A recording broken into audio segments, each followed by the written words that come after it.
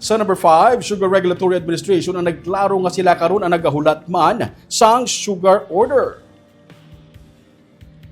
Inimayangot sa pag-export sang 10 o kung 100,000 metric tons ang kalamay sa Estados Unidos. Ini ang ipahayag ni SRA Administrator Pablo Luis Ascona bilang sabat sa ginpagwa man nga pahayag sang nakusip TUCP nga wala sang transparency bangod nga wala sang published sugar order. Suno kay Ascona, nakahibalo man ang nakusip TUCP sa delikada na nga pagtrabaho upod sa sugar industry nga ang official publication sang anuman nga sugar order nagapaidalom sa proseso humalin sa tion nga ang Sugar Board mag-approve sang order kag pag-forward sini sa University of the Philippines para sa recording antes sang official release.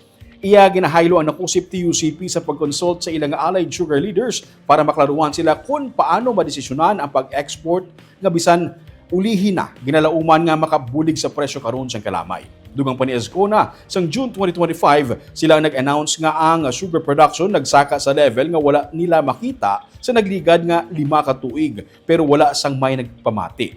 Antes sini, sang April 2025, nakita man sang SRA ang posible shortfall o kung kakulang sa refined sugar. Kag sang nagsira ang refinery sang June 2025, sila nakatigayon refine lamang sang 618,388 metric tons ng sugar nga hindi gani makakover sang annual demand sang refined sugar nga masobra sa 1 million metric tons.